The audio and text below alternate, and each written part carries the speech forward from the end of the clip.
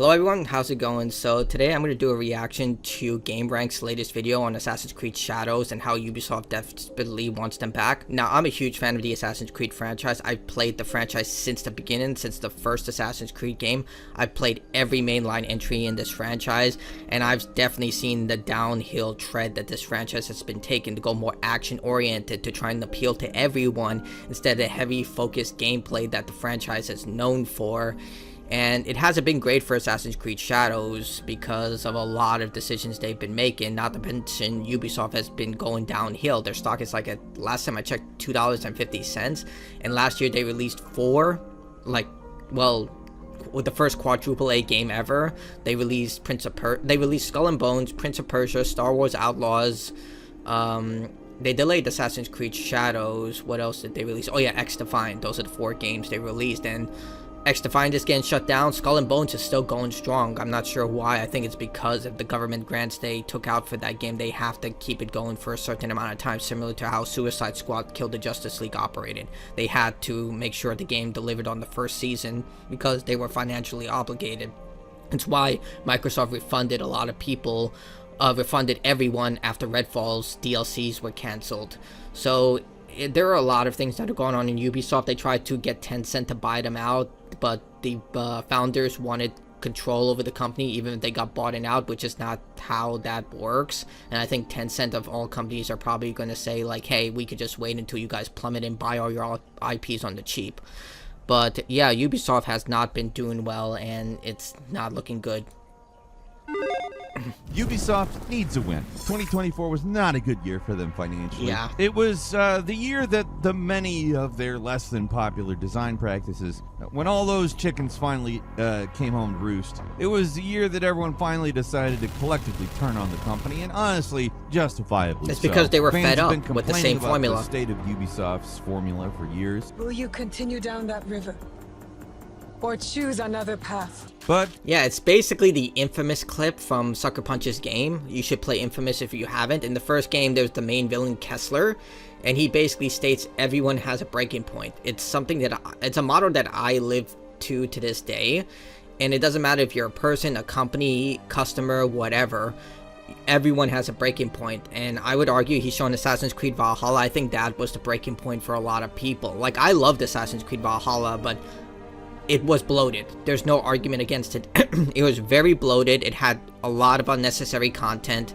And yeah, it was definitely a lot of game. It sold, I think, 20 to 30 million copies, a huge success. But I think this is where people were just fed up, because they also created like a very unpopular decision to bundle another DLC that was like, I forgot what it was. I didn't buy the DLC for Valhalla because I was just so done with the game after I finished. This was a 90-hour game minimum, I would argue. Like, if you do the side content, the main content alone will be around 40 hours, and that's being generous. You need a lot of patience for this game. It was a lot of game for the buck, but there was a lot of issues with it.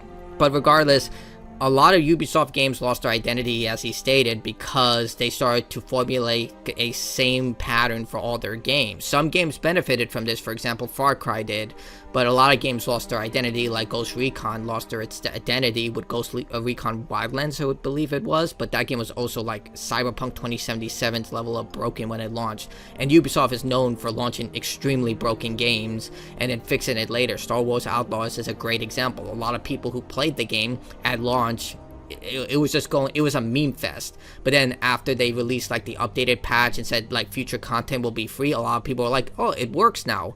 But the foundation issues with the game and the first impressions just destroyed the product. It only sold around 1 million copies, which for a Star Wars game is a failure.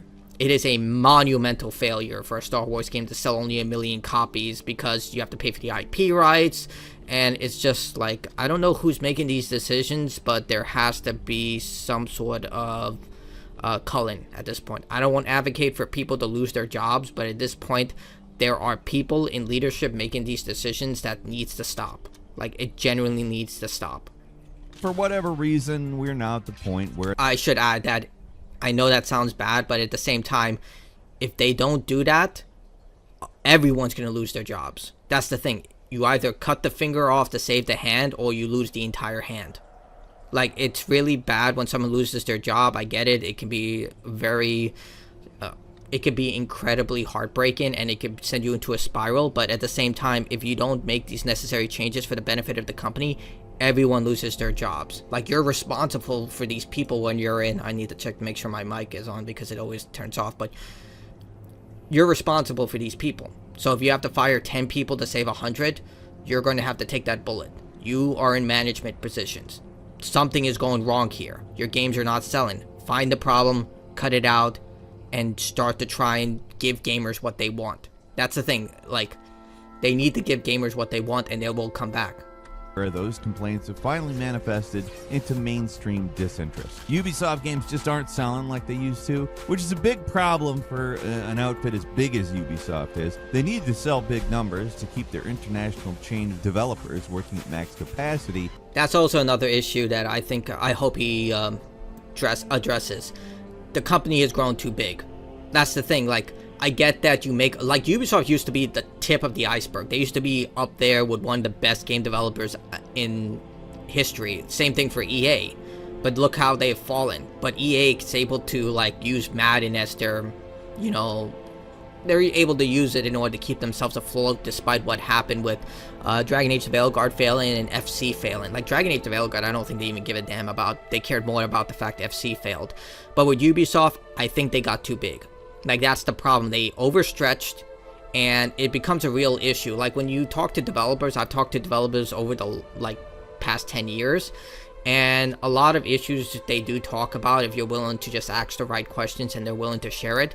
But one thing that was really commonplace was the fact that so many teams across the world can lead to a lot of bloat. Not only financially, because you have to pay for all these people, but also time-wise. Like, one person lives across the world, they have a different time zone, a different sleep schedule. A lot of things can lead to just red tape just going everywhere. So I think what big companies like this need to do is focus more on local studios. Like, have one studio. I get that games have become bloated. They need one team to do cinematics, and if well oiled, a team can work to maximum efficiency. But I think the best thing to do is localize teams to ensure that they can communicate and effectively work on the game to ensure they can squash bugs and keep the game development on par to the time that it needs to be developed. But of course, you need to contract out workers, like for cinematics, for QA testing, for stuff like that. But I think the mainline development of the game needs to be handled by a localized team. Maybe that's just my opinion, but when you just think about it, like, if you have to talk to someone who's across the world, who is in a different time zone to fix something that's critical about the game, it's going to add maybe a day or even a week to development that shouldn't have happened in the first place. That's how kind of I see it. That's why I'm worried about the next Battlefield game. When they say, like, all these teams are working across the world, I was like, you literally said that about Battlefield 2042, and look how that turned out. And those sales did not happen in 2024. It's one financial disappointment after another. Avatar, Frontiers of Pandora, Skull and Bones, Prince of Persia, The Lost Crown. The thing is that even though Skull and Bones was a huge failure, Avatar wasn't a bad game. I 100%ed the game. I'm not a huge fan of the Avatar series, but you know, it was a good game, and people who played it actually enjoyed it. It was a genuinely good fan project for people who enjoy Avatar. And Prince of Persia, I didn't play this game, but a lot of people did enjoy it. But the issue was they sold this game for $60.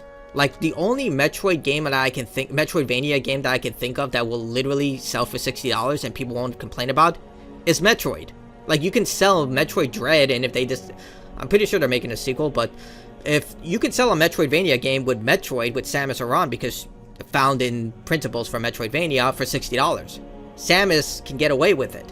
Prince of Persia cannot. Like, if they sold this game for, I say maximum $30, it would have been way better. Like, there were people complaining about this. They were like, why is this game $60? Even the people who played and enjoyed this game, they were like, this is not a $60 game. There is a mentality that Metroidvania games shouldn't cost, like, $60. It was like back in the day with PlayStation 2, Jak and Daxter, Sly Cooper, Ratchet and Clank. It was the same mentality, even though those games were so high quality that I think a lot of people would have paid $60 for it. But regardless, there are certain titles that people don't expect to pay AAA quality price for, like Prince of Persia, a 2D version of this. Like, a core Prince of Persia game, I think people would pay $60 for, or even $70, but a 2D Metroidvania, no, they should have sold this for $30, maximum, really maximum, $40. But that was just a mishap. Star Wars Outlaws. Oh, they this game all was a trash fire. underperformed according to Ubisoft. And it's not necessarily that those are bad games. The Avatar game, surprisingly good. Yeah. Prince of Persia, The Lost Crown as well. I Really mean, it was good. kind of unfair to expect what they expected there, but it's a great game. The less said about Skull and Bones and Star Wars Outlaws, the better right now, though. I will give credit that they're still moving forward with Skull and Bones, but I think it might be because they took money from the Singapore government for this project, so maybe they have like a deal that they have to continue this game for a certain amount of time. That could be possible, like how Kill the Justice League was like. They had to move forward with an entire year's worth of content because people already prepaid for it. And it's the same reason why Microsoft had to give back their money for Redfall after they canceled the DLC content. So I will give them credit. They're continuing with this game, and based on player reception, they said that it has improved. But let's face it, the second Yakuza comes out, which is later on today, this game is going to be dead in the water.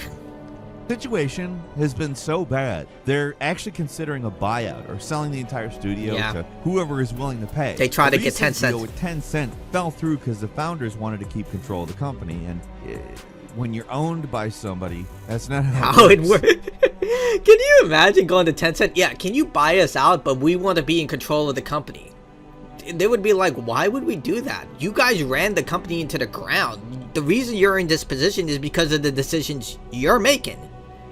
It's like, why would they ever do that? And on top of it, if your company flops, goes bankrupt, they can buy your entire IP catalog for pennies on the dollar. Like, yeah, Ubisoft is very cheap right now, but it will be way cheaper if your company goes bankrupt. They can get Assassin's Creed, Splinter Cell, all those IPs for nothing. So all they have to do is wait. But the idea, the gall you would have to say, yeah, we want to remain in control of your company. Like, why would anyone want that? To be like, so you could run it further into the ground? Like, this is all because of you. You're the leaders. You're responsible for the company and the people who work for you. And you saw all of this happening, and you refused to change. Like... So honestly, yeah, you can say there were some big problems with some of the games. You exclude Skull and Bones, and all the games I mentioned are decent games. Dude, decent games, and you're showing Star Wars Outlaws. I didn't play this game because I saw the early footage of this game on IGN. Like, I saw that, and I was like, even with Ubisoft Plus, I cannot stomach to play this game. Like, I just couldn't. Like, I saw the writing on the wall, and I was right. I'm a guides channel. Like, my main channel is a guides channel, and even I was just like, I can't. I just can't. Even with the way Jedi Survivor launched, even though it was such a terrible launch, that game had a really good story. Like, that story was absolutely amazing. I saw the writing on the wall with this game, and I was right. A lot of people were right. Like, dear God, Kate Vess, I just looked at, like, who? God. Exclude Star Wars Outlaws, and well, they're actually very good games. Some of the best the studio's put out in years. They're finally starting to evolve their formula, but it's kind of too little too late. So with all that said, there's a pretty big question mark on top of the new game about the oath that murderers take. Hi folks, it's Falcon, and today on The Game Oath Ranks, that we're going to murderers talk take? about how much is riding on Assassin's Creed Shadows. A lot is. A lot. I mean, They delayed this needs game to be a multiple success. times. Assassin's Creed is their premier franchise, and well, Valhalla may have been responsible for a lot of fans giving up on Ubisoft in the first place. It was without a doubt a massive hit. It was. sold over 20 million copies and earned over $1 billion. That's a B in revenue. The thing is, the game isn't bad. It's just that it was so freaking bloated. They tried to turn this into like a Skyrim live service game where they would constantly adding content while continuously monetizing the microtransactions in the game with like cosmetics and stuff like that. Like, the cosmetics in this game are insanely good, but the good ones are locked behind the store. Like, I believe it was Assassin's Creed Unity that like, a lot of people give it to Assassin's Creed Odyssey for the experience boosters, but this garbage started all the way back with Assassin's Creed Unity. Like, people forget that. Like, the way that game launched, not only was the game such a disaster on the launch front, it was so bad that they gave away content for free. They never learned their lesson on that, and the microtransaction store was even worse. Like, I don't forget this stuff because if you do, they'll do it again. And they did do it again. Like, I don't forget this because you have to hold these companies responsible or they will do it again. And they did it again. And again. And again. That game's success has been a double-edged sword. It made a lot of money, but I mean, for, I guess, lack of a better way of putting it, it also just bludgeons you with sort of endless content. I'm using the word very deliberately here to convey what people think of the word content. I can see why for a lot. By content, they mean repetitive content. I could not 100% this game. It was too much. Like, I played the game from start to finish, and dear God, I felt like I was doing work. Like, I like the game. I stated before, I actually think this is a really good game, but you cannot play this in one sitting. You have to play it in sessions, and even then, it will probably take you a month or two to beat it. If you play for about an hour a day, probably 3 or 4 months to beat this game, and that's just the core story. Like, it has some good content, but there's so much filler in this game that it is obtusely bloated, and it's not even really an Assassin's Creed game. Like, the thing is, if you play the original trilogy of games, even including the Ezio trilogy, you see the change in Assassin's Creed Origins. In Assassin's Creed Origins, that was basically the downward trend. They started to go for the action RPG mechanics that became staples in later installments, and it just completely lost its identity. It wasn't an Assassin's Creed game anymore, and it was just even worse with Odyssey. As much as I liked Odyssey, the idea of a dual protagonist, it just made no sense. Alexios and Cassandra, it was just like, I don't get what they were thinking with that. And then they did the female and male Ivor where you could switch between the two characters. And I played a male Ivor, but even then it was just like, why did you guys do this? Like, why do you have all these choices for a game that should have a set amount of characterization for the characters? Like, you can make Alexio into a cold-blooded murderer 1 second and make him the nicest guy a second later with another decision. Like, yeah, there were consequences to your choices, but it just didn't maintain the flow as playing as Altair or Ezio or Connor. Each one of those characters had a set personality. Connor was stoic, but he would have bouts of rage where he would just start murdering people with a tomahawk. He would literally just take his tomahawk and just start slicing at someone as they screamed and died. Ezio was the same way. He had a very cool attitude, but he would get angry, but he was also very civil. Like, if he killed you, it was slow, it was quick and painless. He did it as quickly as possible. And you could see his evolution as a character from the first game to the later games as he became more civil and a lot more, had more wisdom. Same thing for Altair. Man, I'm starting to think that these characters all had rage problems because Altair also had rage problems, but eventually he became more wise and understanding. But either way, these characters all had a set personality, and they completely lost it after Odyssey. Like, Bayek also had a set personality with his entire origin story. But yeah, I don't know who is making these choices, but it's clear like they're not doing it for the best interest of the franchise. A lot of it just felt very weird. A lot of people, enough was enough. It was a game where people were finally getting fed up with all the freaking collectibles too, dude. Like, I think a lot of people are fed up with just 1 out of 500 collectibles. Like, the two best examples I can think from the top of my head about collectibles that were actually meaningful were BioShock, the entire franchise, and Prototype. Like, anytime you got a collectible in those games, it actually fleshed out the world. You got to see normal people of how they were dealing with the Blacklight virus, I believe it was called, in Prototype. Like, ordinary people and what they were dealing with. Soldiers, regular people, and BioShock was the same way. You learned about Sander Cohen. You learned about the ordinary people dealing with the civil war that happened in Rapture. It was absolutely brilliant because not only was there an achievement tied to it, because most achievement hunters just go for that, but it actually had meaningful consequences. You learned more about the world, and if you didn't collect these, you would learn less about the world. So there was a consequence to that. You will learn less, but you can speed through the game, but you got it. You got more context, more lore. You have to give more incentive, not just like, oh look, there's a statue here. Ubisoft formula, like, full blown. The funny thing, I don't think Valhalla is bad at all. I think it's a good game. Yeah, it's a really long, It's really bloated. Yeah. And it's ultimately pretty formulaic. Also true. It wears out its welcome, I guess is the way to put it. To really enjoy Valhalla, you have to play it until you're sick of it, and then put it down for like a week, and then play it until you're sick of it, and then put it down for like a week. And you're going to do that exactly what I just said. Twice. You're going to put it down for a week at least twice while playing it to really enjoy the game, which is not good. The game was an endurance test. It did not do enough to advance Assassin's Creed. I was so tired. Shadows. The thing is also, like, there's an entire section of Valhalla that no one knew existed when I made my walkthroughs. Like, there's an entire section where you play as Odin, like Ivor's like ancestor. I don't care about spoiling that, but you play him, and no one knew this entire section of the game even existed. It's literally hidden away in a side quest that most of us would ignore. But I was doing 100% of everything, so I found this, and there's an entire different area, an entire different type separated quest line featuring Odin, Loki, Thor, all these characters, and it's just like, why? It complements the amount of bloat, because something like that would be easier to find, but it wasn't. It's so easily missable, and it's the best part of the entire game too.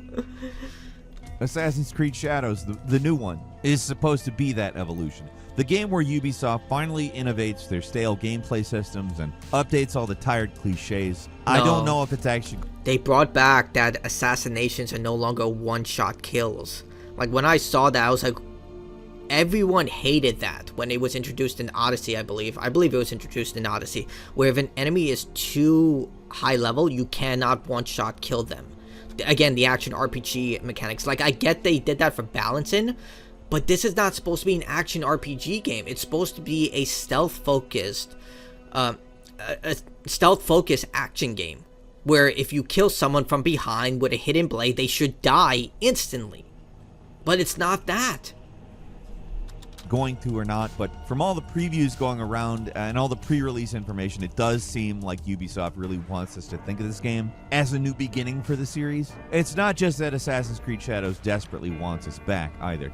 It needs us back. The future of the entire company is riding on bringing it to Steam on day one. It's a sliding horse. Make a splash, or else. And there's a certain desperation around the release of this game that you usually do not see from Ubisoft. They pushed it back to March 20th in order to release the game with no competition. They're offering DLC with pre-orders. They're finally releasing day one on Steam again.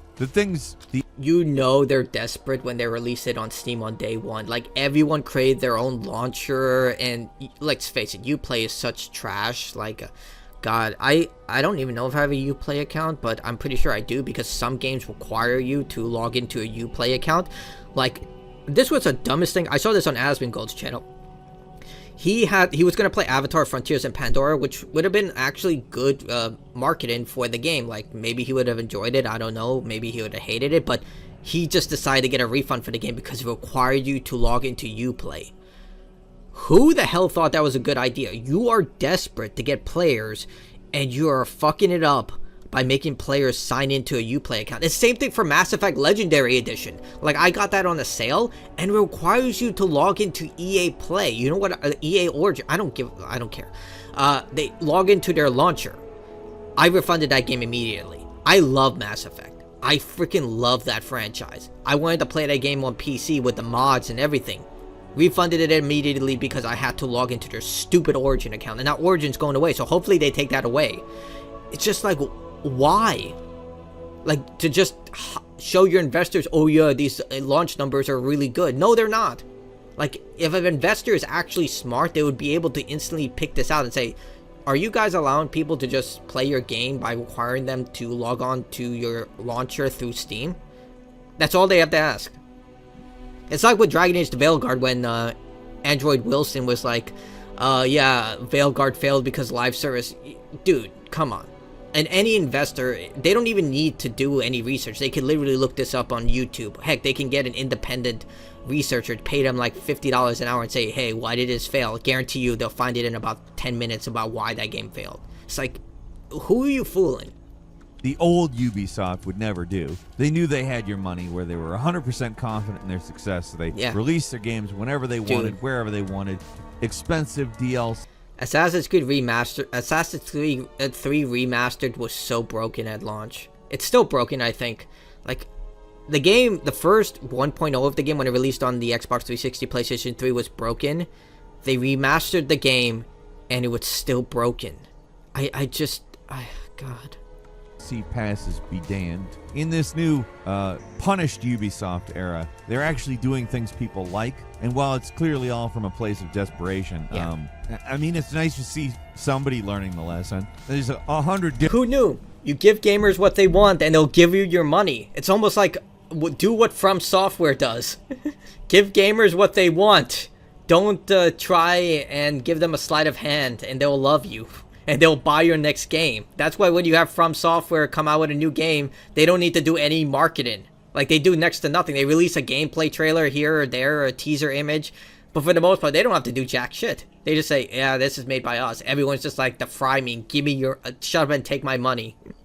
different things I could point to right now of people who just refuse to learn the lesson, just do what people want you to do and it'll work. So, I mean, to some extent, we do have... I mean, I like how you used Call of Duty as an example, but Call of Duty has become such a staple within not just gaming, but entertainment. Like, most people buy Call of Duty as their yearly game just because they know all their friends are going to be playing.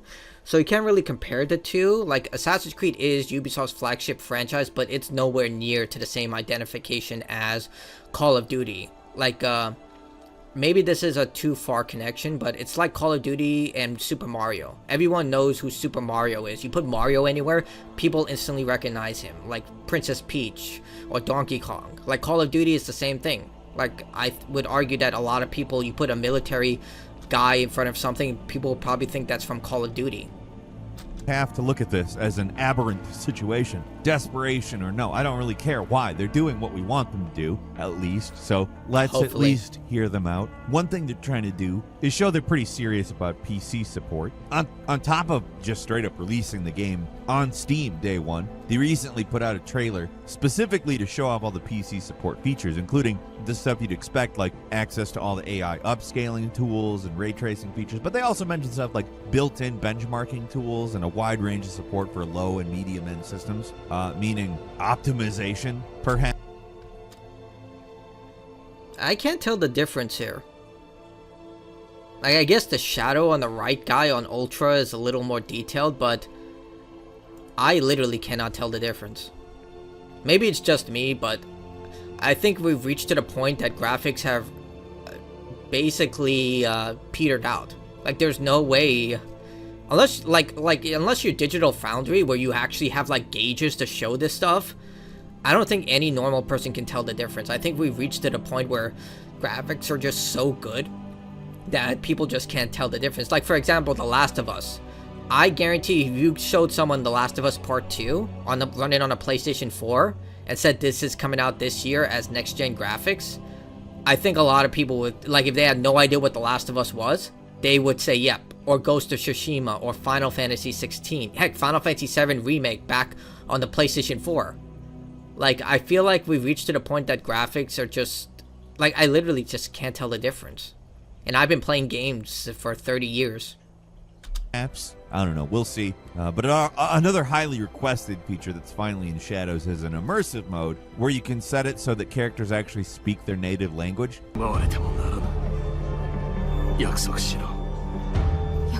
Okay. It's just an option. Default's still English or whatever your local language is, but it's a welcome feature. I'll probably play it in English, if I'm completely honest, at least the first time. Assuming they also have a canon option, because one of the biggest issues for Assassin's Creed has always been those multiple choices. Like, it's cool, but because the games are so bloated, getting a second choice in a lot of these games are next to impossible, because you have to play for like 20-30 hours to see another choice. It's like with Assassin's Creed Odyssey. There's a situation where you can humiliate and kill a leader in the public square, and later on, like 20 hours into the game, that's another political leader. You have to convince them to come with you, either pacifistly or with violence. And what happens is that they'll take note of what you did. If you were more passive during that event and didn't kill the person in the public square, they'll be like, okay, I trust you. And if you did, he would not trust you and say, oh, like what you did to that person, you're gonna do that to me, I bet.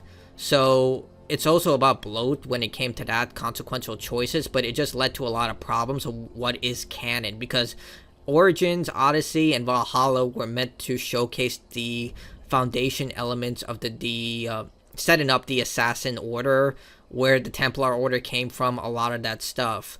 And it was just really annoying to me personally for a game that's so heavily built on story to have all these consequential choices. If you're just a player playing casually, I can see the appeal, but if you're someone like myself who takes lore very seriously, that type of situation really annoyed me, especially learning that Ivor, I believe the canon Ivor is female, not male, which is a little weird considering that it's a Viking society. Maybe, I don't know enough about Vikings, but you're expecting me to believe that a Hulkin female was able to take down some of the most, like, so many very powerful people within that time. I'm sorry, I don't believe it. It's a lot of, like, confusion with that.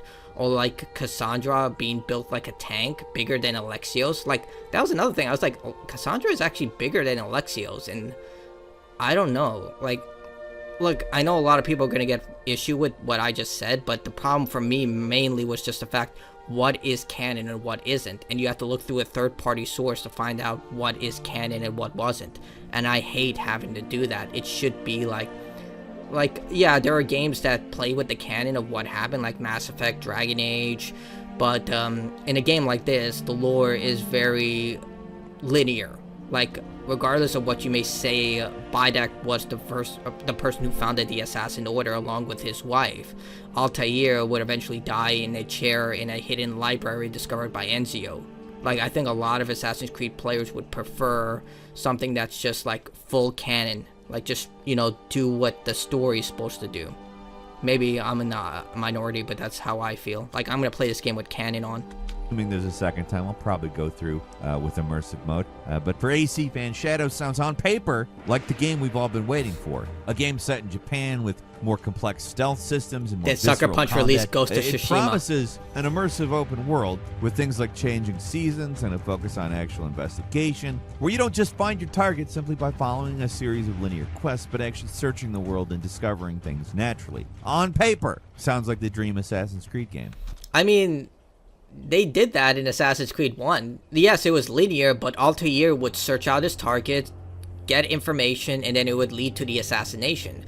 They did Assassin's Creed Unity built on that by having multiple avenues in which you could kill your target. You could just rush in and kill them. You can find secret entryways. They would give you little tips and hints before the assassination, but your primary goal was to kill your target by using whatever means were available to you. So it's not revolutionary. This has existed since, you know, the foundation of this franchise. And at the same time, that can also be extremely problematic because Assassin's Creed Odyssey and Valhalla and all the games that came after Origins had a similar system where you could turn off navigations in order to make it much harder for you to discover your target. It would say like, hey, this person usually hangs out by this tree, this person wears this type of clothing.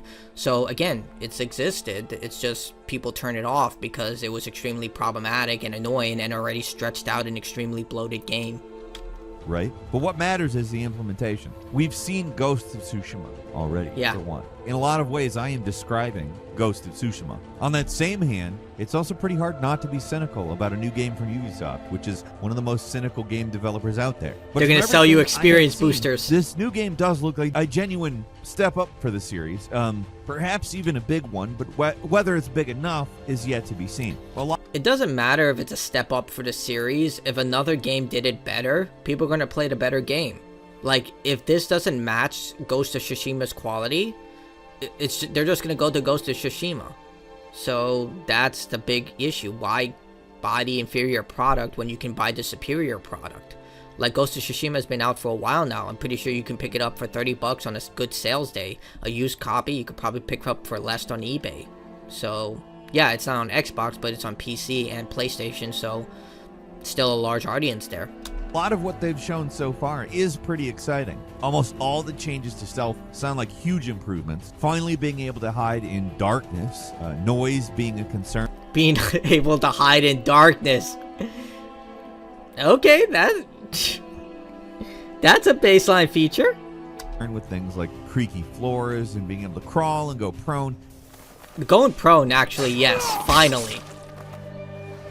Like, I remember with Assassin's Creed Unity, they introduced the ability to crouch. And now we can finally go prone. How long did Assassin's Creed Odyssey come out? Unity came out like over 10 years ago. We can now go prone.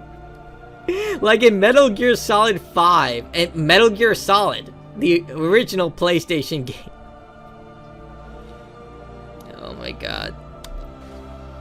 It's all very intriguing, and these are long requested changes. You can put out lights, like in Splinter Cell, or even just stuff that existed on PlayStation and Nintendo 64. I don't know why, yes, for whatever reason, you can't put lights out. I don't understand that. I like that you're going to be able to do it.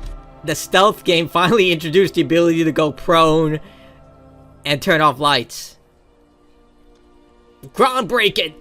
Here, though, there's servant NPCs. They'll run and call guards if they see you. It all sounds a lot more complex. And literally done in Splinter Cell Chaos Theory. Like, they would investigate, like, say, oh, this lock is broken. This guard is knocked out. They would then put a high alert. Metal Gear Solid 5, The Phantom Pain. They would routinely call people. And if they didn't answer, they would go check on them. And if they weren't there, they would bring a replacement guard and it'd go on high alert. Metal Gear Solid 5 did this, and that game came out, I believe, in 2015. Not even Metal Gear Solid 5. Metal Gear Solid 4, 3. Well, I never played 3, but I've seen videos of it. I still have to play 3 before the remake comes out, but... guys... like, I'm welcome to these changes. I'm glad they're doing them, but... It's not new, guys. Like, look, maybe it runs and plays extremely well. Hopefully it does. I'm being way too cynical. I'm thankful they finally introduced these features. And even, like I kind of mentioned, old school. Like, there's stuff here that reminds me of, like, PlayStation 1 and 64 to PlayStation 2. Okay, that was 2 fucking cool. I have to admit, that was stuff. cool. I like that. Combat looks more intense here, too. They're clearly taking inspiration from, and I mentioned this already, the more fast and brutal fights of Ghost of Tsushima. I do kind of think they realized they were out Assassin's Creeded by that game. But they aren't just trying to, copy that. They're also giving us a much wider array of weapons to play with, which potentially I think makes that fast and brutal combat a lot cooler sounding. The thing a lot of people... The issue is that it's just... Look, it's not meant... This is a sci-fi game, like, at its core. But I think what really killed it... It's like what happened with Assassin's Creed Mirage. A lot of people were excited for them to go back to the more realistic combat systems in, like, the original Assassin's Creed games. Like I said, they were very cartoonish. You can parry once, and then you can end up going on a massive killing spree where you killed 7 or 8 enemies in very cool and horrific ways. Like, it was pretty fun.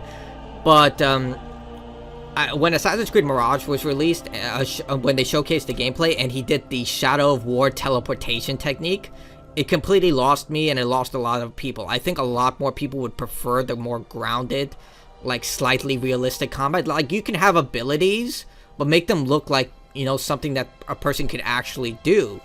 Like, in this case, it's just like... They go way too far with the fantasy elements, like in Assassin's Creed Valhalla, where you throw axes like you're a freaking parkour expert, like 1, 2, backflip, 2 axes at the same time. I'm like, yeah, it's a cool technique, but it's not something you would expect an assassin to do. People still aren't entirely sold on are the split protagonists. There's Naoe, the shinobi, and Yasuke, the samurai. Naoe basically plays like your old school AC protagonist where you sneak. I think a lot of people are going to play as Naoe because she plays like a classic Assassin's Creed character. Like, Yasuke appeals... Like, this is the same issue. They're trying to appeal to everyone, and they're isolating the core audience of this game. I think a lot of true Assassin's Creed players who've been playing the franchise as long as I have would rather play as the shinobi. Like, yeah, she's weaker than Yasuke, but this is supposed to be a stealth action game, not an action-adventure RPG game. Like, it also doesn't help that Yasuke is a real person. Like, that's the real issue with Yasuke, in my opinion. Yes, there's a lot of other contrary, like with the Thomas Lockley situation, but this has come from an Assassin's Creed fan. The major issue I have is the fact he existed. Like, the Assassin's Creed franchise has always introduced people who existed, like Socrates, like George Washington, Napoleon, but they were never meant to be playable characters. Whatever happened in the true historical facts of their lives still happen in Assassin's Creed. But now you have this secret holy war between Templars and Assassins. Connor meets with George Washington. Arno meets with Napoleon. But they were never meant to be like real life people, because it was always supposed to be fictional. And in this case, that's my major issue. No matter what you may think about Yasuke, he was a real person. And that's the major issue I have. How can you play as a real life person who existed and have them involved in a secret holy war between Templars and Assassins while having them do all this stuff? That's my major issue. On rooftops, sneakily stabbing people. Well, Yasuke is a big bruiser who sucks at stealth, but excels at combat. It's an interesting concept, and from all the previews, I actually respect they're trying to make each character actually play differently rather than just be I remember this trailer. They started playing hip-hop music, and it was just like hip-hop originated in America, and Yasuke is African. And I was just like, you guys are supposed to have like historians who check this stuff. I literally did a Google search and found this out. It's just like, why didn't you just use African music? skins. Failure with your blood. You will have to. There's the hip hop music.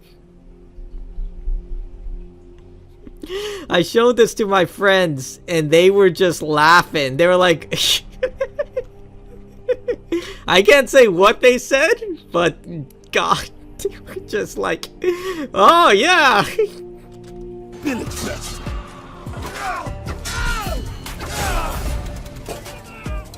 But also, Yasuke, the sort of big bruiser style, it makes the game sound less interesting mechanically. I don't know that that's the truth, of course, but Naoe gets access to all the cool ninja tools, like a grappling hook. This is what an Assassin's Creed is supposed to be like. Spaces, all these sneaking into the environment using different tools like a grappling hook. Yasuke parried like what, 5 or 6 times? Like, dude, that's something that Assassin's Creed fans have been complaining about since Odyssey. Why is it that you're playing as this super soldier? interesting tricks. This is cool. This is what we want. Stealth action.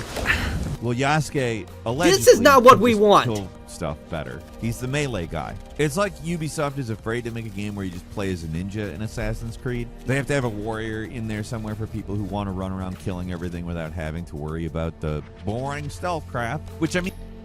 It's just like, you call the game Assassin's Creed, and you can run around as a samurai slicing people's heads off. It's the same complaints that we had with Assassin's Creed Valhalla. Viking and Assassin. What? I mean, to at least some extent, I do kind of understand the thought process here. I don't hate the idea of getting the options. I just worry about one of those options making it so that the development of both of those options was effort diverted that could have been put into one thing that would have been better. I guess. Exactly. He's absolutely right. It's like when they make slop side quest content, like collect 100 or 200 collectibles, or this side quest that goes absolutely nowhere, where you like in Assassin's Creed Valhalla, you have to race some little girl. She has very powerful legs, so she's faster than you. This quest was completely meaningless, had nothing to the story, no reason to be there, but they wasted development time to make that side quest. Like, I think a lot of us would prefer one good quest over 50 meaningless quests. Like, Elden Ring is a really good example of that. Like, every major quest in that game felt impactful. Like, it led to something that was actually meaningful. Like Melena's quest, where if you decide to join the Frenzy Flame, like, it's completely optional. Or Henrietta, like when you discover after what happened to her and you go to the Frenzy Flame, completely optional. Don't need to do this, but you can, and it builds and adds more impact. Like, the side content for Elden Ring is mostly just the dungeons, but the actual meaningful side quest actually had a lot of extensive situations that led to something that was actually worth exploring. Like, Elden Ring didn't need like 50 side quests. They just had a handful, like maybe 10 or 15, and they're all multi-tiered great side missions. So I really think they need to start scaling back. Yakuza is also another great example of condensing everything using the same recycled assets. That's why, despite being 50, 60 years old, Kiryu and Majima still have the body of a 20-year-old. But yeah, it's just like too much for something that people didn't ask for. Naoe is fantastic. It doesn't really matter to me. That's who I will play as. And to be frank, Yasuke does at least seem to have some interesting skills. He can smash through walls, for instance. He can shoulder check enemies off cliffs. Got a more traditional combat system with a parry and block button. He's got access. All of this, if you played the original Assassin's Creed games, this is something like you would be like, what? Like, it completely appeals to people like the narrator here, not to me true Assassin's Creed fans. I know that I'm not trying to sound cynical, but it's just like, this is a franchise built on stealth, and now you have a guy with a giant samurai sword about to duel this guy. Like, what? To a traditional samurai sword, along with some bigger weapons like the naginata and the kanabo, the giant cudgel that can smash through armor with ease. Yasuke might sound a little bit like easy mode even, but they're attempting to balance him out by making it so he absolutely sucks at stealth. Climbing is slow and awkward, and don't even think about trying to use tight ropes because they're just going to snap with the weight. His animations play up the fact that he is not built for stealth, which is both kind of interesting and potentially pretty limiting. His stealth basically begins and ends with the bow, which is a silent kill weapon that he has access to that Naoe doesn't. She can be worse in combat. Why doesn't she have a bow? That's actually very confusing. You would assume the stealth character would actually have the bow. Okay, is that like a purpose choice just to make Naoe more limited? And Yasuke, I mean, I guess they needed to give him a stealth option, but it's very confusing why she wouldn't have a bow. But she actually sounds more unique and interesting as a character to play as, at least from the previews. Instead of a standard parry, she has deflect, where she repositions after well-timed block, moving around to attack the enemy from behind, but that leaves her vulnerable to getting stabbed in the back. It sounds like the guys you fight are going to be more aggressive in general, too. They're not afraid to gang up on you, and they can probably easily overwhelm the much squishier but stealthier Naoe. Shadows might be attempting to modernize the formula in a lot of ways, but it's also bringing back a few old gameplay staples of the series. For one thing, you can no longer climb absolutely everything. Certain mountains and smooth surfaces can't. Dude, this thing was so broken in Assassin's Creed Origins. When I found this out, when I was going to invade this base, and it was on the side of a cliff, and I just found out, wait, you can climb on top of this cliff? I went straight up the cliff, killed the target, and just went straight back down. It was so freaking broken. Can't be climbed. You need an actual handhold to get anywhere in AC Shadows. And honestly, that should allow for more interesting and complex world design. Just because it works in Breath of the Wild doesn't mean it works everywhere. Sometimes the limitation is good. I still need to beat this. In terms of Assassin's Creed, that limitation it's necessary. So you can't just go wherever you want anymore. That allows the designers to come up with more carefully curated locations that are more rewarding to explore. Changing seasons could also affect level design, like winter freezes that can be walked on. I've seen some previews that are skeptical about the whole weather system, saying it doesn't seem to change much in terms of gameplay, which may be true, but it seems like these seasons are more like measurements of time rather than strictly a gameplay thing. The seasons... Ghost of Tsushima did that. Like, as you play through the game, the seasons change. Well, it's more like you go to different areas within the island, and it's supposed to show a time lapse, but yeah, that could be just used as a time lapse system to show, hey, now we're in winter. In the game, tying this whole scout mechanic where you can recruit scouts to do various things for you. They can be used to help narrow down objectives in the game. Doesn't tell you their exact locations. They're needed, though, to smuggle supply caches from well-guarded locations. Once you use a scout to smuggle stuff, they can't be used again until the season passes, which is when all the scouts complete their... Wealthy clans tend to stock heavily guarded areas. So basically, this is an expansion on the Brotherhood system. For those who don't know, in Assassin's Creed Brotherhood, they introduced the ability to recruit allies into your Brotherhood, and you could use them to help you, like, distract guards, and there were also exclusive missions featuring NCO training them. But yeah, this is actually a pretty cool idea. Like, you're recruiting people into your Brotherhood, they're taking on different objectives. So I'm glad they're bringing that back, because that's something I actually really loved about Brotherhood. jobs.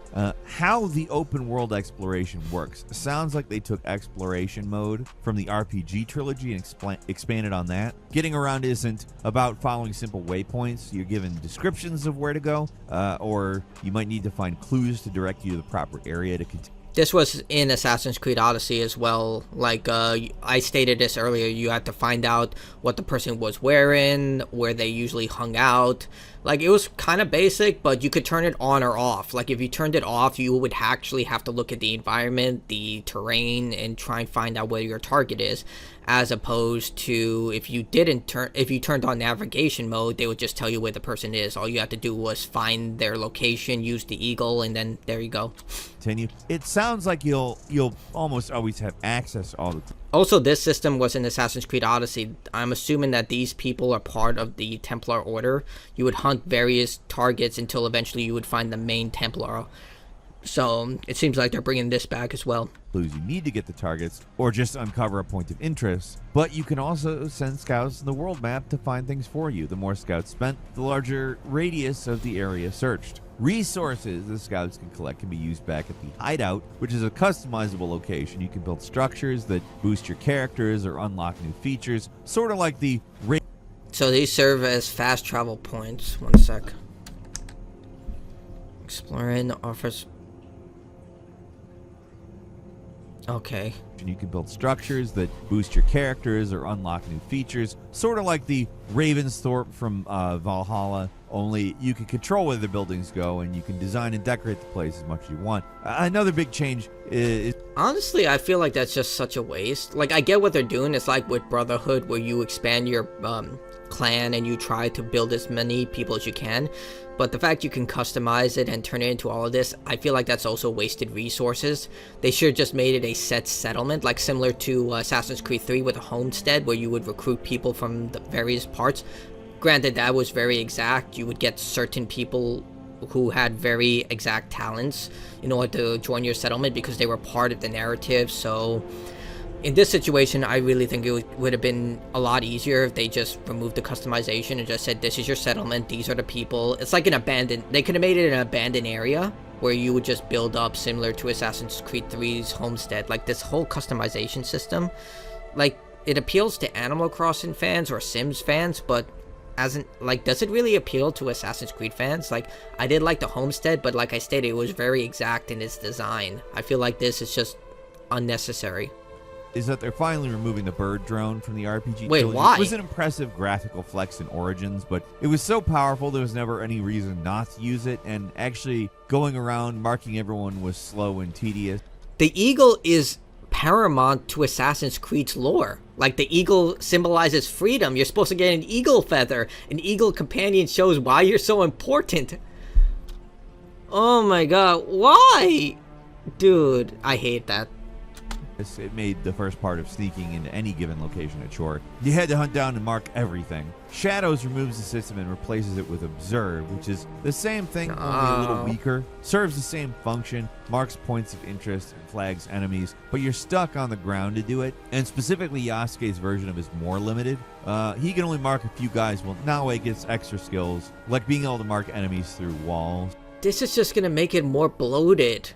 Like, I get why they're doing it, but dear god, it's just gonna make things a lot more annoying. Oh god. Maybe I'm just so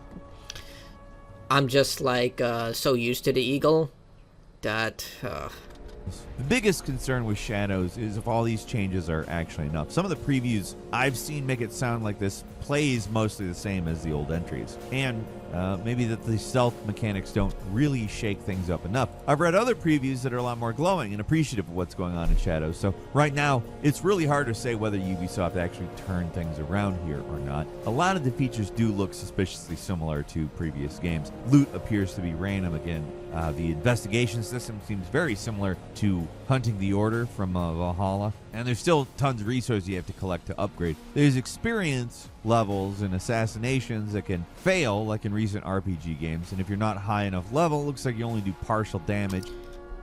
I hate this so much. It's an like, I get they have to do that for balancing, but that brings to my biggest issue. Like, they're trying to appeal to everyone. It doesn't matter if he's level 23, you should be able to assassinate them, but because they have these RPG mechanics, they can't do that because everyone would just assassinate everyone. But god, no, this was so hated in Odyssey. I saw you coming. When attempting to use stealth kills. A lot of what we're getting here looks very similar to what we've seen in other Assassin's Creed games in terms of controls and the basic gameplay loop, but with more options for stealth, more complex levels, and improved combat. It has the potential to be the best Assassin's Creed game yet. Like, hunting the Order from Valhalla doesn't necessarily have to be bad. Like, certain contexts could make that mechanic good, or at least better than in Valhalla. It's not like it was terrible in Valhalla or anything. I mean, the thing is, it opened up an entire storyline, which I really enjoyed. Same thing for Odyssey. Technically, you can only get the true ending of the game by doing this entire Order situation where you hunt down the Templars. But it was engaging. Like, it showed how much control they had, and it gave you something very cool to deal with as you explored the world. But it suffered because, again, with all the bloat, all the expansive monetary content delivery with the collectibles and all, it was just too much. But I think the context really does have a lot of effect, and I'm not sure I'm sold on the split protagonist entirely. This story kind of looks, from what we've currently seen, a bit bland and uninteresting. There is potential. The thing is that they've been trying this split protagonist thing for so long. Syndicate, Odyssey, Valhalla, it's just like, guys, like, Syndicate was the worst because you could, like, I wanted to play as Evie because a lot of people in the Assassin's Creed community wanted a female assassin. They wanted to play as a female assassin, and when we finally got her, they limited her to just very exact missions. Like, you could only play certain missions with her, and you mostly played as Jacob, which Jacob was fun, but I wanted to play as Evie. The story also just kind of fumbled. She had this very pointless love interest with this guy she just met. Jacob and Evie get into a huge fight for no reason whatsoever. Like, when the critical moment in the story happened, and they just start fighting with one another because they had different ideas of what they should do for the upcoming future of the Brotherhood, I was just like, wait, why are you guys fighting? You have never showed any type of hostility towards one another. In fact, you guys were very close from the beginning of the game until now, and then suddenly you're fighting one another. Like, I'm almost predicting that this story is going to be so rushed that we're going to have a situation like that where Yasuke and Inoue are just going to fight for some arbitrary reason that makes no sense. I'm not going to lie, I can see that in terms of narrative. It's just I'm not sure we've seen it. I'm not looking forward to the damn Animus hub. We're already stuck with the crappy I don't know Ubisoft why they're doing this. I don't understand why we need another piece Like, of freaking the Call of Duty one is so bad. I know Ubisoft wants to upsell this concept, but I don't... This is all done for anti-consumer reasons. Like, it's the same thing for Call of Duty. They just want to upsell you on all the other games immediately. This is in no way beneficial to the consumer. It is clunky. It is unintuitive. It is so fucking annoying. Like, when I first had to deal with this, I was just like, it was like, look at all these other Assassin's Creed games. Oh yeah, they also have microtransactions. It's just like, just get the hell out of my face. I just want to play the game I bought. Like, just stop it. Stop it. If you want to have people interested in your game, make a good game, and they will seek out the other games. It's what happened with almost any good game. When people played God of War, the soft reboot, guess what? People wanted to check out the other God of War games. Final Fantasy, people want to check out the other Final Fantasy games after they play a good Final Fantasy game. Same thing for Assassin's Creed. It's not hard to look up other Assassin's Creed games. Care. It sounds stupid and pointless no matter how they try to spin it. Anyone who's gotten the opportunity to experience the joy of trying to play a Call of Duty game knows how absolutely awful these kinds of unified launchers can be. They just make trying to actually play a game more annoying. Like, I will say I do like this timetable because it makes it a lot easier to track the timeline of the Assassin's games, but this could be done in the game. Just put out a help menu that says this is where all these other games took place. Easy. Like, trying to quarantine off the modern day storyline bits into this thing makes the modern day story stuff even more inconsequential. This is one idea that really... Dude, they have completely butchered the modern day interpretations of Assassin's Creed. Like, They had this entire section after Desmond Miles died where they were slowly introducing a new character that went absolutely nowhere. I don't even remember who that girl was. She was just kind of there. Like, and then when she, spoiler alert, dies, I'm just like, I don't even remember her name. I don't, who is this person? Am I supposed to be interested in them? They had the charisma of, like, a wet fart. Like, I literally did not care about this person at all. What would have been very interesting that they completely botched on is have the multiplayer character from Assassin's Creed 2, Brotherhood technically. Sorry, not 2, it's Brotherhood, where he was introduced, or she. We don't even know the identity, at least I don't remember. Basically, there was this multiplayer mode, which was actually really good in Assassin's Creed Brotherhood. It was introduced then, they stopped doing it after Assassin's Creed Black Flag. But basically, they were training in the Animus. They were gaining the skills in order to become a Master Templar. Eventually, you reach the rank of Master Templar, and your job is to go and kidnap Desmond Miles' father, who is the leader of the Assassin Brotherhood. And you do that all off screen. That would have been freaking awesome. Like, have that character be the new main character of this. Like, you had something that would have been incredibly interesting, and you completely botched it. Should have been jettisoned with their plans for whatever Assassin's Creed Infinite was originally going to be. Maybe by some miracle, the Animus Hub won't be absolutely terrible. No, it will. And it'll just be unnecessary. But with so much riding on this one game's success, anytime you make something inconvenient to the player, they will immediately dismiss it and move on to a next thing. Like, people love convenience more than anything. Why do you think things like DoorDash, Uber Eats, Seamless are so popular? Steam is incredibly popular because it's so convenient. All your games, right there. Like, it's like I used the same argument with Asmongold. I guarantee you there are a bunch of people who wanted to play Avatar, but the second they saw they had to log in and create a Ubisoft Uplay account, immediately it just dissolved their interest. Do not create issues like this. You will lose more customers than you will gain. All for investor numbers. It is pointless. It is stupid. Stop it. Trying to force something that nobody wants into the package seems a little counterproductive, but that's Ubisoft for you. It seems like they're incapable of just doing it right. Even if all the signs point to the game being good, they gotta throw in some bullshit. It's disappointing because otherwise everything else about Shadows looks and sounds pretty promising. A longtime fan of the series who both likes the game and is well aware of the flaws, the many varied flaws. It's possible Shadows could be the revitalization of the series that it needs. The developers behind Assassin's Creed Shadows really want to bring fans back, and at least looking at the previews, all the information they've released so far, looks like they're doing the right things, but also you can't really say that for sure until you played the game. We'll see. Did I just hallucinate all the Yasuke backlash and the issues with Japan, the one stand in Torigate? Like, did I hallucinate all of that? Because it seems that they were doubling and tripling down with this game becoming like some sort of message, identity politics, political message, rather than like making a fun game. Because remember, this game was supposed to launch last year in October, I believe. Imagine if it launched. Dude. Oh my god. If this is the game mainstream audiences really want, or if the page is really finally starting to turn on open world games. It's a volatile... That is complete bullshit. If you make a good game, it doesn't matter if it's open world, hero shooter, whatever, people will come. They will play it. Marvel Rivals, Deadlock. Literally, Deadlock isn't even out. And more people are playing that game than, say, like Concord. Overwatch 2 is dying because it's a bad game that used their customers' goodwill to the point that they just can't take it anymore, and they've moved on to other titles. Open world games are still alive. There are still over 20,000 people playing Skyrim to this day.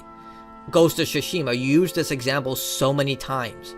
It is an open world game. People love that title. You make a good game, it doesn't matter what genre it is, people will play it. I don't like RTS games. I played Baldur's Gate 3 because it was a good game.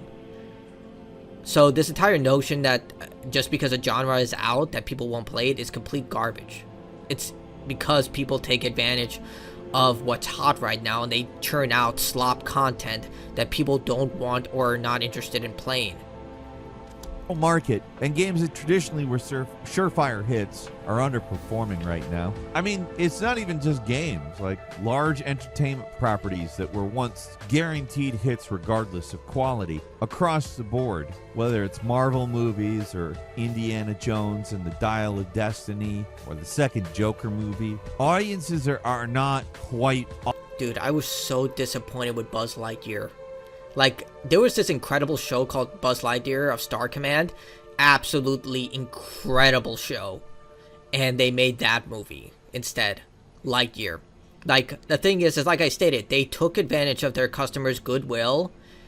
And eventually everyone has a breaking point. Like, your customers will turn on you on an instant and stop supporting your product if you push them too far. They will never trust you again. Like, a lot of people, for example, Dragon Age. It killed the franchise. Almost everyone I've seen on YouTube or talked to about Dragon Age, they said they're not interested in the franchise. Veilguard killed it. It took one game. That's it. They're done.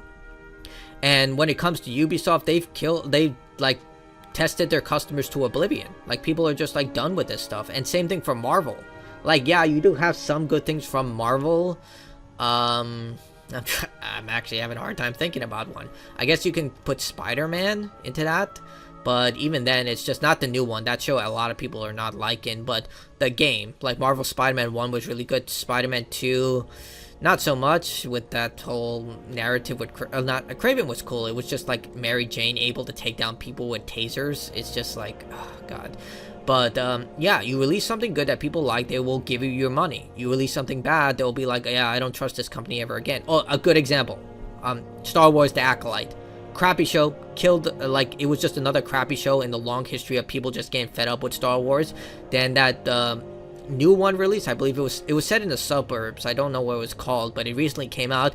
And a lot of people who reviewed it said it was a good show. Like, they liked it. But because The Acolyte did some real damage to the brand, people were just like, I'm not even going to watch this. Like, I'm tired of being burnt. Automatically sold on big. Like, unless you're Call of Duty, there's no certainty of success. And what I just said or from should software. make Call of Duty fairly nervous. Assassin's Creed Shadows could turn out to be a good game, even a great one, but it still might not be enough to turn Ubisoft's fortunes around. For me, all I really care about is good games. The business aspect of this is a curiosity and something interesting to follow and talk about. But for me, ultimately, I would rather see a struggling Ubisoft make a great game over a dominant Ubisoft making a bunch of mediocre slop. At this point, we don't know exactly what Shadows is going to be, whether that is a great game or, unfortunately, the possibility of it being mediocre slop is there. But they definitely want the game to be a success, and we'll see if they pull it off. Either way, you can just use Ubisoft Plus. It's on there day one, and that's a whole lot cheaper than actually buying the game. So if you're curious, just do that. That's all for today. Leave us a comment. Let us know what you think. That's a if really you like good this video, click like. If you're not subscribed, now's a great time to do so. We upload brand new videos every day of the week. So yeah, with the Ubisoft Play, just, you know, so like they did that stupid like marketing thing that really tricks people, where they're showing, hey, these are all the expensive editions, or you could pay, what is it, $15 a month? I don't know. It's like probably that amount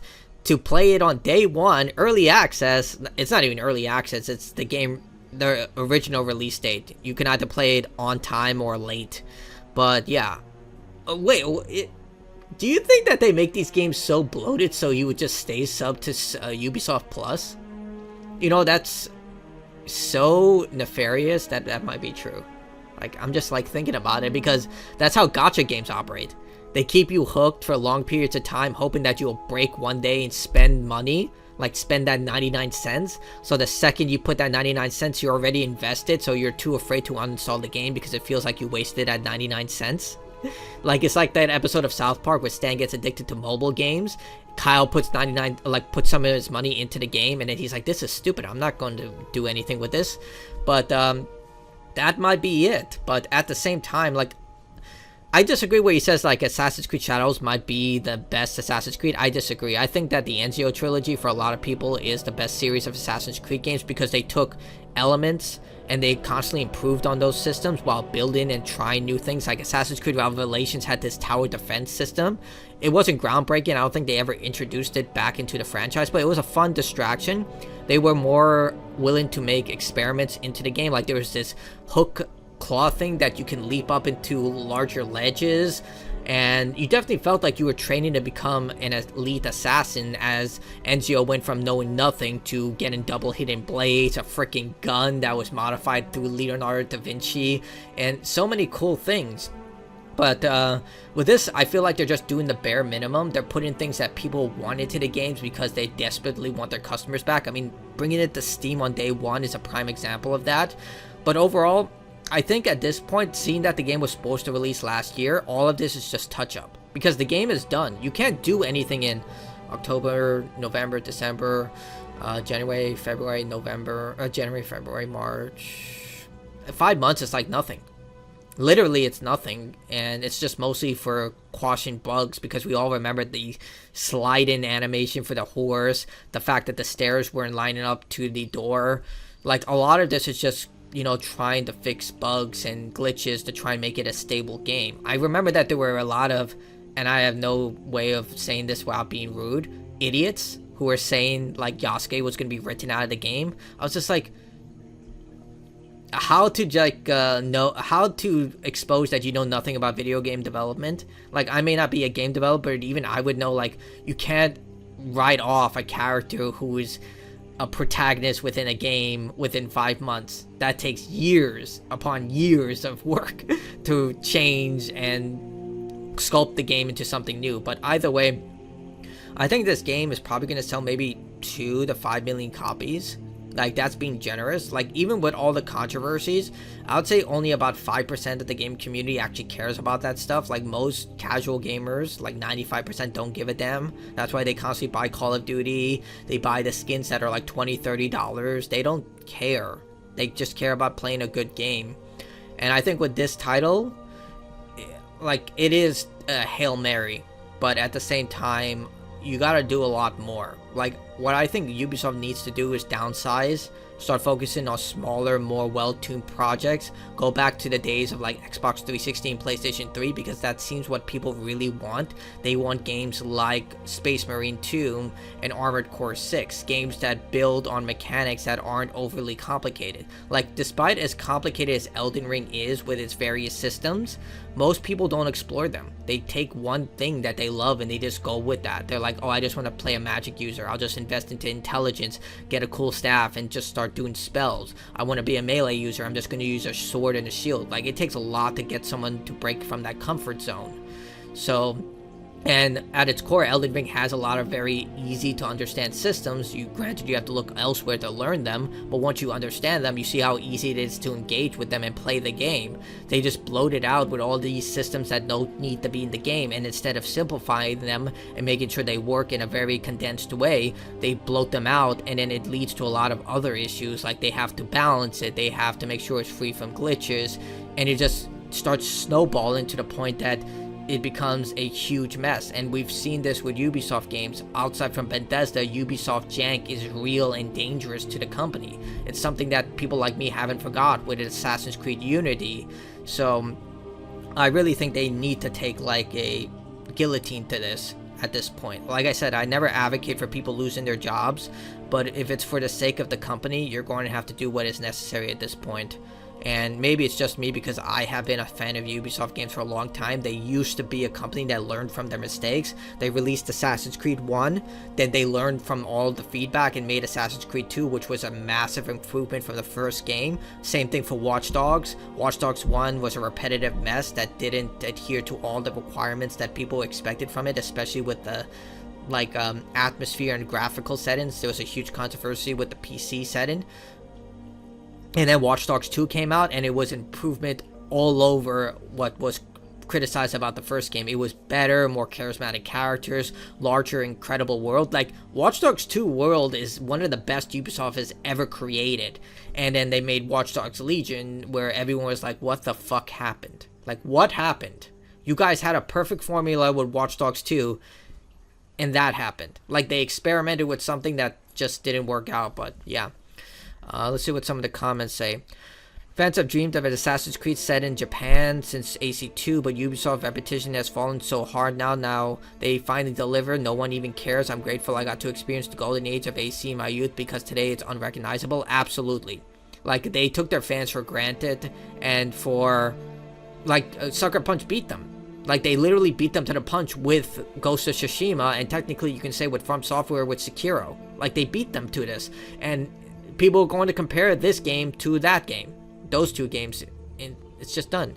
I desperately want them to start caring about games again. They're going to get comfortable with not owning a studio. Yeah, Yasuke should have been a story NPC, and the time they spent making him playable could have been spent on developing a parkour for Naoe. Absolutely. They should have just stuck with Naoe and made Yasuke a NPC character, because like I stated, as a fan, these real life figures are never meant to be playable. You're supposed to interact with them, but they're never supposed to deviate from their historical context, because one of the great parts about Assassin's Creed is the secret history around what really happened.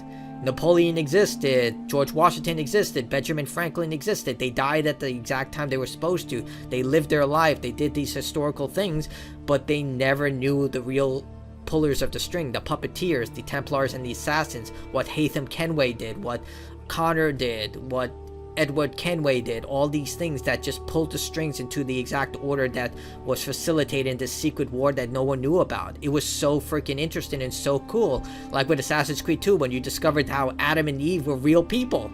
They were real people. Like, that scene scared the hell out of me as a kid, because it was like, holy crap, look at them run in this high-tech society. What is this? That mystery has been lost. And yeah, I'm gonna stop rambling. This video is, oh my god, 1 hour and 15 minutes. Sorry. But yeah, good video. I'll leave it linked below. You can listen to my commentary. But yeah, good video. I really hope Shadows does well, but I don't know. Like, you never know. They might nail it. But given Ubisoft's reputation, like the commenter said, they don't seem to be one to listen to fans unless they are forced to for financial reasons. Like, guys. But that's it for me. Like, dislike, your choice. Bye.